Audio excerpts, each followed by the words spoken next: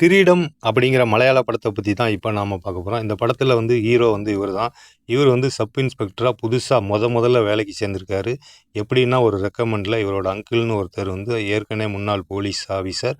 அவரு வந்து புதுசா ஒரு கேரளால இருக்கிற ஒரு ஊருக்கு 7, 8 மாசமா அங்க சப் இன்ஸ்பெக்டரே கிடையாது. இவரு தான் புதுசா போறாரு. அங்க சீனியர் எல்லாருமே இருப்பாங்க. அவங்க கான்ஸ்டபிள் ஏட்டுங்கிறதுனால சாதாரணமா நெனச்சிராத. அதே நேரத்துல அவங்கள தூக்கி வச்சு கொண்டாடிறாத. இவரு நேரா வந்து இப்ப எல்லா போலீஸுமே இன்ட்ரோடியூஸ் ஆகுறாங்க. 8 கான்ஸ்டபிள், 2 லேடி போலீஸு. அதில் ஒரு லேடி போலீஸ் வந்து அதுதான் ஹீரோயின் மாதிரி இருக்குது. இப்போ அவங்க அம்மா ஃபோன் பண்ணுறாங்க. ஜாயின் பண்ணிட்டோம்மா சொல்கிறாரு ஹீரோ. அதுக்கப்புறம் அங்கே அவர் தங்க போகிற இடத்த வந்து பக்கத்துலேயே காமிக்கிறாங்க. இப்போ போலீஸ் ஸ்டேஷன் எல்லாம் வேலை எல்லாம் ஒர்க்கெல்லாம் போயிட்டுருக்கு. ஒரு பையன் டீ கொண்டு வந்து குடிக்கிறான். டே எக்ஸ்ட்ரா டீ ஒரு டீ கொண்டா, நாளையிலேருந்து எக்ஸ்ட்ரா ஒரு டீ கொண்டு வா அப்படின்னு சொல்கிறாங்க. இப்போ ஹீரோயின் கேட்குது, சார் புதுசாக வந்திருக்க இன்ஸ்பெக்டர் கல்யாணம் ஆயிடுச்சான். ஆமாம்மா, அவருக்கு +2 படிக்கிற மாதிரி பொண்ணு இருக்குன்னு கலாய்க்கிறாங்க. இப்போ டீ கடைக்காரன் பையன் ஊருக்காரங்கிட்ட சொல்கிறான், புதுசாக இன்ஸ்பெக்டர் வந்துருக்கு. ஏன்னா 7, 8 மாதமாக இல்லாத ஊருக்கு திடீர்னு என்ன இன்ஸ்பெக்டர் அப்படின்னு சொல்லி பேசிக்கிறாங்க ஊருக்காரங்க.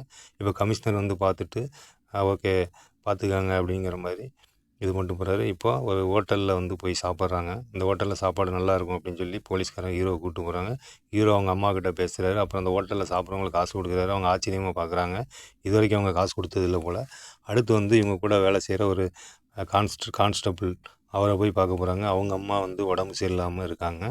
அவங்கள பார்த்துட்டு விசாரிச்சு வரும்போது நைட் வந்து ஹீரோயின் வந்து சப்பாத்தியும் கறி குழம்பும் கொடுக்குது. அப்புறம் அந்த சீனியர் போலீஸ்கார் வந்து நைட் வந்து பார்ட்டி இருக்குது வாங்க அப்படின்றாரு. ஹீரோ வந்து எனக்கு அந்த பழக்கம் கிடையாதுன்னு சொல்லிடுறாரு. திடீர்னு சத்தம் கேட்டோன்னே என்னன்னு போய் பார்த்தா ஹீரோயினும் சரக்கு அடிச்சிட்டு இருக்கு.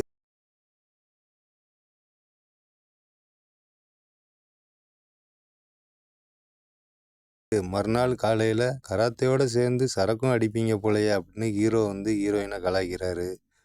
அப்போ ஒருத்தர் வராரு. நான் வந்து ஃபைனான்ஸ் கம்பெனி பார் நடத்துகிறேன் அப்படின்னு சொல்லி லஞ்சம் கொடுக்குறாரு. வேணான்னு சொல்லி அவர் திட்டி அனுப்பிடுறாரு. உடனே அவர் சீனியர் போலீஸ் வந்து என்ன சார் ஆச்சு? இல்லை இந்த மாதிரி பணம் கொடுத்தாரு வேணாம். இல்லை இங்கே எப்போதும் கொடுப்பாங்க சார் அப்படிங்கிற மாதிரி. அதெல்லாம் ஒன்றும் தேவையில்லை அப்படின்ட்டாரு. அடுத்து வந்து பார்த்தா ஒரு இடத்துல ஒரு பிரச்சனைன்னு சொல்லி என்னன்னு கேட்குறாங்க. அங்கே ஒரு பையன் ஏதோ ஒரு பிரச்சனை பண்ணிட்டான் அப்படின்னு அவனை செக் பண்ணி பார்க்குறாங்க. அவங்ககிட்ட வந்து கஞ்சா இருக்குது. அதுக்கு வந்து இதெல்லாம் ஒரு பிரச்சனையாங்கிற மாதிரி 2 பெரிய மனுஷன் வந்து பேசி இது பண்ணுறானுங்க. உடனே கஞ்சா அடித்தது வந்து தப்பு இல்லையான்னு சொல்லி அவங்க 2 பேருக்குள்ள முட்டுது. சரின்னு சொல்லிட்டு இவங்கெல்லாம் சொல்கிறதுனால சீனியர் போலீஸ்லாம் சொல்கிறதுனால போங்கன்னு சொல்லி அவங்கள கேஸ் போடாமல் அனுப்பிவிட்றாரு. இப்போ அவங்க 3 பேரும் அப்படியே காரில் ஏறி போகிறாங்க. இப்போ ஒரு தோட்டக்காரன் திடீர்னு பார்த்து ஷாக்காகி ஃபோன் பண்ணுறான். போய் பார்த்தா அங்கே ஒரு கையை மட்டும் வெட்டி வச்சுருக்காங்க. அப்போது மீதி பாடி எங்கே அப்படின்னு சொல்லி சுற்றி தேடுறாங்க. இப்போ ஊரில் வந்து இந்த விஷயம் தெரிஞ்சிருது. இப்போ போலீஸ் எல்லாம் வந்து போலீஸ் நாயெல்லாம் வச்சு தேடுறாங்க. தேடி பார்க்கும்போது தான் பார்த்தா அங்கே ஒரு கொலை நடந்திருக்கு. யாருன்னு தெரியல. இப்போ அந்த கொலையை பற்றி இன்வெஸ்டிகேஷன் ஃபுல்லாக போயிட்டுருக்கு. டாக்டர் என்ன சொல்கிறாருன்னா, இந்த கொலை வந்து ஒரே ஒரு ஆள் தான் கொலை செஞ்சுருக்கணும். தலையில் வந்து கம்பி வச்சு அடித்து இந்த கொலை நடந்திருக்கு அப்படிங்கிற மாதிரி டாக்டர் சொல்கிறாரு. கமிஷனர் கேட்குறாரு என்னென்னு. விசாரணை போயிட்டுருக்கு அப்படிங்கிற மாதிரி கமிஷனர்கிட்ட சொல்கிறாரு. இதுக்கிடையில் திடீர்னு ஒரு நாள் ஃபோன் வருது. என்னென்னு போய் பார்த்தா ஒரு ஃபைனான்ஸ் கம்பெனியில் கொள்ளையடிச்சிருக்காங்க. யார் என்னன்னு தெரில. சிசிடிவி கேமரா எல்லாமே வந்து பிளாக் பண்ணி வச்சுருக்காங்க. அதாவது ஸ்ப்ரே அடித்து எந்த ஒரு சிசிடிவி கேமராவும் ஒர்க் ஆகலை. இப்போ எவ்வளவு பணம் வந்து போச்சு அப்படிங்கும்போது 50 லட்ச ரூபா பணமும் 150 சவரன் நகையும் போயிடுச்சு அப்படிங்கிற மாதிரி அந்த ஃபைனான்ஸ் கம்பெனியில் சொல்கிறாங்க. ஹீரோ அப்படியே யோசித்து பார்க்குறாரு. எந்த ஒரு இதுவுமே குழுவுமே கிடைக்கல. இப்போ அதே நேரத்தில் மக்கள் பணத்தை வந்து இழந்துட்டோன்னு சொல்லி பிரச்சனை பண்ணுறாங்க. இவர் வந்து சொல்கிறாரு, இருங்க அவங்க பணம் எப்படியும் கண்டுபிடிச்சி கொடுத்துருவோம் அப்படிங்கிற மாதிரி சொல்கிறாரு. இப்போ 2 ஃபைனான்ஸ் கம்பெனிக்காரங்களும் கூப்பிட்டு விசாரிக்கும்போது யார் மேலே சந்தேகமாக இருக்கா அப்படிங்கும்போது அவங்க ஒருத்தரை சொல்கிறாங்க. அந்த ஃபைனான்ஸ் கம்பெனிக்காரங்க, அதாவது கொஞ்ச நாளைக்கு முன்னாடி ஒருத்தர் வந்து சண்டை போட்டு போனார் அப்படிங்கிற மாதிரி. இப்போ ஊருக்காரங்களாம் பேசிக்கிறாங்க, கொள்ளை நல்லா இருந்த ஊரில் இப்படி நடந்துகிட்ருக்கு அப்படின்ட்டு. இப்போ ஒருத்தர் மேலே டவுட் இருந்துச்சுல்ல, அவரை போய் பார்க்க போகிறாங்க. அவர் இல்லை, அவங்க ஒய்ஃபு தான் இருக்குது. அவர் வந்து ஒரு வாரமாக வெளியூர் போயிருக்காரு, இன்னும் வரல அப்படிங்கிற மாதிரி அவங்க சொல்லிடுறாங்க. இப்போ அங்கேருந்து கிளம்பி நேராக வந்து இப்போ இன்னொரு கேஸ் வருது. என்னென்னா ஒரு பொண்ணை வந்து ஒருத்தன் வந்து லவ் பண்ணுறான்னு சொல்லி ஏதாவது வீடியோ எடுத்து பிளாக்மெயில் பண்ணுறான். வீடியோவை லீக் பண்ணிடுவேன், 5 லட்ச ரூபா பணம் வேணும் அப்படிங்கிற மாதிரி சொல்கிறோம். உடனே இப்போ வந்து சரி பணத்தை ரெடி பண்ணிவிட்டு என்னென்னு போய் பாருங்கள் அப்படிங்கிற மாதிரி சொன்னோன்னா சரின்னு சொல்லிட்டு போலீஸே வந்து மப்டியில் வந்துட்டு பணத்தை ரெடி பண்ணிவிட்டு போகிறாங்க. இப்போ அந்த 5 லட்ச ரூபா பணத்தோட 2 லேடி போலீஸும் மப்டியில் போயிட்டு அவன்கிட்ட பேசுகிறாங்க. அவன் வந்து அதான் 1 லட்ச ரூபா தான் இருக்குது அப்படிங்கிற மாதிரி சொன்னோன்னா 1 லட்சம் இல்லை 5 லட்சம் வேணுன்றான். சரி அப்போ பரவாயில்ல கொடு அப்படிங்கிற மாதிரி இப்போ பேசியிருக்கும்போதே ஹீரோ அங்கே வந்துடுறாரு. ஹீரோ வந்து அவனை பிடிச்சி மிரட்டிட்டு அப்புறம் அந்த பணத்தை வாங்கி கொடுத்து அந்த வீடியோலாம் டெலீட் பண்ணிவிட்டு போகிறாங்க.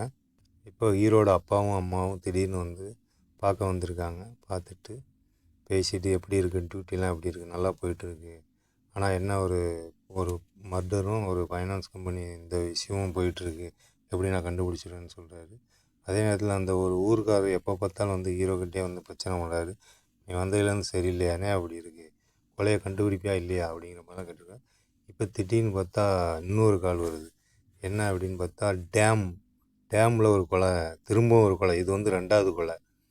இப்போ மீடியாலாம் வந்து கேட்குறாங்க, அடுத்தடுத்து கொலை நடந்திருக்கு ஆனால் யாரையுமே கண்டுபிடிக்கல, போலீஸ் என்ன பண்ணுது அப்படிங்கிற மாதிரி விசாரிக்கிறாங்க. இப்போ டாக்டர்கிட்ட வந்து ஹீரோ விசாரிக்கிறாரு. டாக்டர் என்ன சொல்கிறாருன்னா, ஏற்கனவே நடந்த கொலை மாதிரியே தலையில் கம்பியால் அடித்து தான் கொண்டிருக்காங்க, அப்போ கொலையாளி ஒரே ஆள் தான் அப்படிங்கிற விஷயத்த கமிஷனர்கிட்ட ஹீரோ வந்து சொல்கிறாரு. சரி சீக்கிரமாக கண்டுபிடிங்க அப்படின்னு சொல்லிட்டு கமிஷனர் போகிறாரு. இப்போ போலீஸ்காரங்களாம் கூப்பிட்டு எப்படியாவது நம்ம வந்து எல்லாருமே பயங்கரமாக ஒர்க் பண்ணி கண்டுபிடிச்சிடணும்னு சொல்கிறாங்க. அதுக்கு அந்த சீனியர் போலீஸு கண்டிப்பாக பண்ணிடலாம் சார் அப்படிங்கிற மாதிரி சொல்கிறாரு.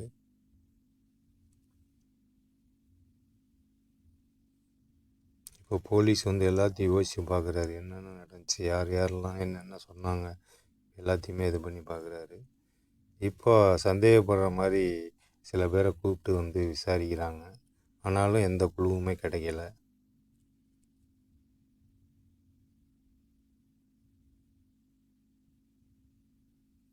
இப்போ ஒரு ஃபோன் வருது, ஏதோ ஒரு இடத்துல யாரையோ ஒருத்தர் அடிக்கிறாங்கங்கிற மாதிரி வருது. இப்போ அங்கே தேடி போகிறாங்க, அங்கே யாருமே இல்லை. ஆனால் ஒருத்தன் மட்டும் யாரையோ அடித்து இழுத்துட்டு போகிறான். இப்போது தேடி போகிறாங்க, பார்த்தா அங்கே ஒரு பாடி கிடக்குது. சுற்றி முற்றியும் பார்க்குறாரு. டக்குன்னு பார்த்தா அந்த பாடியில் ஒரு செயின் இருக்குது, அதை ஹீரோ எடுக்கிறாரு. ஆனால் பின்னாடி இருந்து ஒருத்தன் கம்பி வச்சு ஹீரோவே அடிச்சிட்றான். ஹீரோவை மட்டும் இல்லை, அந்த சீனியர் போலீஸையும் அடிச்சிட்றான். இப்போ மறுநாள் வந்து ஹாஸ்பிட்டலில் வந்து மயக்கம் தெளிஞ்சு என்ன நடந்துச்சுன்னு கேட்குறாரு. இந்த மாதிரி சார் அடிச்சிட்டான் சார் ஒருத்தன். அப்போ ஏற்கனவே கம்பி வச்சு அடித்தவன் தான் அடிச்சிருக்கான் அப்படிங்கிற மாதிரி போய்ட்டுருக்கு. இப்போது சரி யார் அவன் அப்படிங்கும்போது அவன் வந்து கட்டட வேலை பார்க்குறவன், அதான் இறந்து கிடந்தவன் வந்து கட்டட வேலை பார்க்குறவன் அப்படிங்கிற விஷயம் தெரிஞ்சு அங்கே போய் விசாரிக்கிறாங்க. அங்கே போய் அவங்க தங்கின ரூம்லலாம் விசாரிக்கும்போது அங்கே ஒரு ஐடி கார்டு கிடைக்கிது. அந்த ஐடி கார்டை எடுத்து பார்க்கும்போது தான் தமிழ்நாட்டை சேர்ந்த, அதாவது திருச்சி தோகமலையை சேர்ந்த ஒரு ஆள் அப்படிங்கிறது தெரியுது.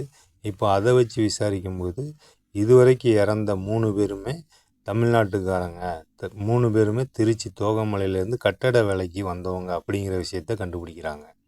சரி இவங்க ஏன் கொலை பண்ணாங்க, இவங்களை யார் கொலை பண்ணது அப்படிங்கிற விஷயம் மட்டும் தெரியல. அதை மட்டும் தேடி பார்த்துருக்கும்போது இப்போது இந்த ஃபைனான்ஸ் கம்பெனி ஓனர் இருக்கார் இல்லையா, அவர் வந்து வெளில கிளம்பலான்னு போகும்போது யாரோ ஒருத்தன் அவரை வந்து கத்தி வச்சு குத்த வரான். அவர் போலீஸுக்கு ஃபோன் பண்ணுறாரு.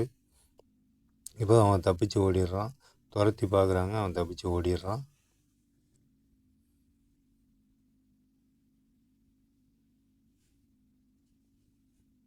இப்போ போலீஸ் வந்து விசாரிக்க யாருன்னு தெரியல, அந்த மாதிரி என்ன கொலை பண்ணவன் தான் அப்படிங்கிற மாதிரி சொன்னான். ஒருவேளை அவனாக இருக்குமோ, கொலைகாரனாக இருக்குமோ அப்படிங்கிற மாதிரி விசாரிச்சுட்டு இருக்காங்க.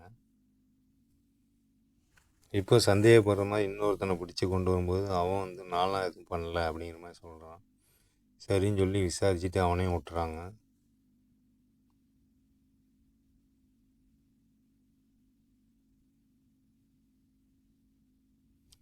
இப்படி தொடர்ந்து இந்த கொலையில் வந்து எந்த ஒரு தடையுமே கிடைக்காதனால எல்லாமே விசாரணையாகவே போயிட்டுருக்கு, ஃபுல்லாகவே சஸ்பென்ஸாகவே போயிட்டுருக்கு.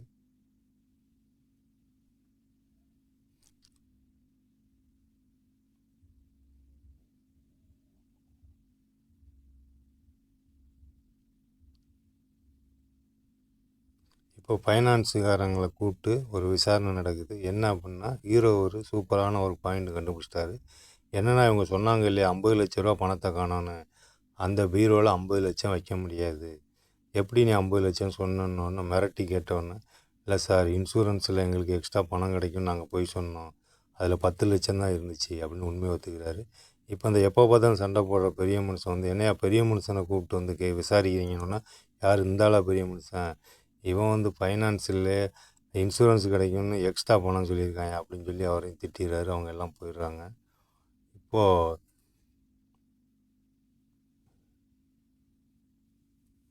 அந்த ஒரு 10 நாளாக வந்து வெளியூர் போயிருக்கான்னு சொன்ன அவன் வந்து இருக்கிறதா தகவல் கேட்டு நேராக அவன் வீட்டில் போய் அவனை போய் விசாரிக்கிறாங்க.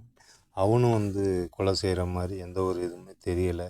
ஏன்னா விசாரிக்கும்போது தெரியுது கொலை செய்கிறவன் வந்து எப்படி வந்து பேசுவான் என்னங்கிறது. அப்போ என்னடா இதுன்னு சொல்லிட்டு எல்லாமே சந்தேகத்திலே தான் போயிட்டுருக்கு. கொலைகாரனை இன்னும் கண்டுபிடிக்கவே இல்லை. டென்ஷன் ஆகி மண்டையை பிச்சுக்கிட்டு சுற்றிக்கிட்டு இருக்காங்க. இதில் பெரிய டென்ஷன் ஹீரோவுக்கு தான். என்னடா இது ஒரு குழு கூட கிடைக்க மாட்டேங்குது அப்படின்னு சொல்லிட்டு.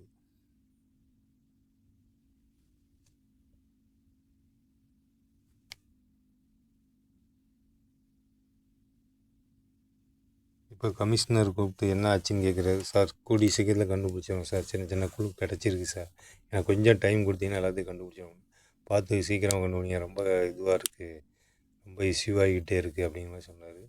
இப்போ ஹீரோ என்னடா அப்படின்னு ரொம்ப டென்ஷனாக இருக்கும்போது இப்போ ஒரு ஃபோன் வருது. அவங்க அம்மா பேசுகிறாங்க. பயப்படாத, அதாவது ரொம்ப டவுனாக ஹீரோ இருக்கும்போது அவங்க அம்மா தைரியமாக சொல்கிறாங்க, உன்னால் முடியும், கண்டிப்பாக கண்டுபிடிக்க முடியுங்கிற மாதிரி தைரியம் சொல்கிறாங்க.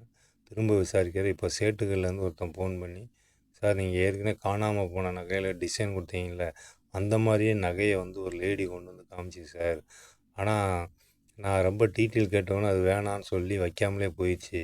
சரி ஆள் எப்படி இருந்தாங்க அப்படின்னோடனே அவர் சில விஷயங்கள் சொல்கிறார். எதிரில் மெடிக்கலுக்கு போனாங்க அப்படின்னா மெடிக்கலில் போய் விசாரிக்கிறாங்க. மெடிக்கலில் இருந்துட்டு எந்த மருந்து வாங்கினாங்க அப்படிங்கும்போது இந்த மருந்து தான் வாங்கினாங்க அப்படின்னு சொன்னோன்னா, இன்னொரு அந்த அசிஸ்டண்ட்டு சேட்டுகளில் வேலை பார்த்தவன் வந்து என்ன விஷயம்னு கேட்டோன்னா, அந்த மாதிரி தேடி வந்துட்டு போகிறாங்க அப்படின்னோடனே, அவன் வந்து ஃபோட்டோ எடுத்து கொடுத்துட்றான், இந்த இப்படி தான் இருந்தாங்கன்னு. ஏன்னா அவன் ஏதோ சிசிடிவி கேமராலேயே அதுலேருந்து எடுத்து கொடுத்துட்றான். உடனே இப்போ யாருன்னு பார்த்தா சஸ்பென்ஸ் உடையுது. என்னென்னா இவங்க கூட வேலை செய்கிற ஒரு போலீஸ்காரன் தான் அவன். அவனோட ஒய்ஃபு தான் போய் செயினை வச்சுருக்கு. அப்போது போலீஸ்காரன் ஒய்ஃபுக்கிட்ட திருடு போன நகை எப்படி போச்சு அப்படின்னு ஹீரோ விசாரிக்கும்போது இங்கே தாங்க மிகப்பெரிய சஸ்பென்ஸே உடையுது. இங்கே தான் கிளைமேக்ஸே. இது வரைக்கும் சஸ்பென்ஸு. இப்போ விசாரிச்சுக்கும்போது இன்னொரு போலீஸும் சம்மந்தப்பட்டிருக்கான் அப்படின்னு 2 பேரை விசாரிச்சுட்டு இருக்கும்போது சரி இது வேலைக்கு ஆகாது அப்படின்னு சொல்லிட்டு கமிஷனருக்கு வந்து ஃபோன் அடிக்கிறார். ஹீரோ வந்து ஏன்னா உள்ளுக்குள்ளேயே 2 போலீஸ்காரங்க வந்து தப்பு பண்ணியிருக்காங்க அப்படின்ன உடனே ஹீரோ வந்து கமிஷனருக்கு ஃபோன் பண்ணும்போது திடீர்னு பார்த்தா ஒருத்தன் 800 போலீஸு ஃபோனை பிடிங்கி செவுத்தில் தூக்கி எரிஞ்சு உடச்சிட்றான். அடுத்து பார்த்தா 4வது ஒரு போலீஸு, சீனியர் போலீஸ் இல்லை, ஆமாம் நாங்கள் தான் பண்ணோம் அப்படின்னு பார்த்தா மிகப்பெரிய ட்விஸ்ட்டுங்க. சுற்றி இருக்கிற எல்லா போலீஸ்காரனுமே வந்து இவர் கூடயே இருந்துட்டு இவங்க தான் எல்லாமே பண்ணியிருக்காங்க. அதாவது தமிழர்கள் வந்து 4 பேரை வந்து திருடர்கள் அப்படின்னு சொல்லி ஃபைனான்ஸ் கம்பெனியில் திருடினாங்கன்னு பழியை போட்டு, ஆனால் திருடினது எல்லாமே இவங்க தான். அவங்கள வச்சு திருட வச்சுட்டு அதுக்கப்புறம் அவங்கள கொன்னுட்டு நகை பணத்தை எல்லாம் எடுத்துட்டு இவனுக்குள்ளேயே வந்து திருடி இவனுக்குள்ளேயே வந்து அடிச்சுக்கிட்டானுங்க அப்படிங்கிற மாதிரி பொய் கேஸை போட்டு இந்த 4 போலீஸ்காரங்களும் சேர்ந்து தாங்க இவ்வளோ வேலையும் பண்ணியிருக்காங்க அப்படிங்கிற விஷயம் வந்து தெரிய வருது. இப்போ ஹீரோ ஒரு நிமிஷம் வந்து என்ன பண்ணுறேன்னு தெரில. அதே மாதிரி இந்த தமிழர்களோட ஐடி ஒரு சீனில் எடுத்து கொடுக்குறாங்க இல்லையா, அந்த ஐடி கூட இவன் பாக்கெட்லேருந்து தான் அந்த போலீஸ்காரன் வந்து வச்சுருக்கான். இப்போ 4 போலீஸும் சேர்ந்து ஹீரோ வந்து அடிக்கிறாங்க. 4 பேரையும் தட்டி விட்டு போனால் இன்னொரு 5வது ஒருத்தரை யாரோ அடிக்கிறாங்கன்னு பார்த்தா அந்த ஹீரோயினுங்க. ஹீரோயினும் பார்த்தா இது ஹீரோயின் கிடையாது, இது வந்து வில்லியாக மாறிடுச்சு. அந்த ஹீரோயினு இந்த 4 போலீஸ்காரங்க சேர்த்து தான் மொத்த வேலையும் பார்த்துருக்காங்க. ஹீரோயின் என்னென்னா பணத்துக்காக, அதுலேயும் அந்த நகையில் நகை பணத்துக்கு ஹீரோயினுக்கும் பங்கு உண்டு. இப்போ அடி செம்ம அடி, ஹீரோ அடிச்சிடறாங்க 5 பேர் சேர்ந்து. ஆனால் ஹீரோவும் விடலை, 5 பேரையும் போட்டு திரும்ப பொலன்னு பொழந்து 5 பேரையும் மட்டையாக்கிடுறாரு. மட்டையாக்கிட்டு கமிஷனருக்கு ஃபோன் பண்ணி எல்லாம் ஆளுங்க ஊருக்காரங்க எல்லா போலீஸும் வந்துடுறாங்க. வந்து இந்த 5 பேரும், இந்த 5 போலீஸ், அதாவது 5 போலீஸ் இல்லை, 5 பேருமே அக்யூஸ்டு, 4 போலீஸு, ஹீரோயின் எல்லாத்தையும் பிடிச்சிட்டு போகிறாங்க. இதோட அந்த படம் முடியுதுங்க. இந்த படத்தில் வந்து பார்த்திங்கன்னா கிளைமேக்ஸுக்கு முன்னாடி வரைக்கும் சஸ்பென்ஸாகவே போயிட்டுருக்குங்க. ஒரு முதல்ல புதுசாக வந்த ஒரு நல்ல போலீஸை வந்து வச்சு செய்ன்னு செஞ்சிடறாங்க. ஆனால் இவருக்கு வந்து மிகப்பெரிய இதில் வந்து ஒரு பெரிய ட்ரைனிங்கு, அதாவது இதுக்கப்புறம் இவர் எப்படியாப்பட்ட கேஸு எவ்வளோ பெரிய பிரச்சனை சந்திச்சிருவார் அப்படிங்கிறதோட அந்த படம் முடியுதுங்க. நன்றி, வணக்கம்.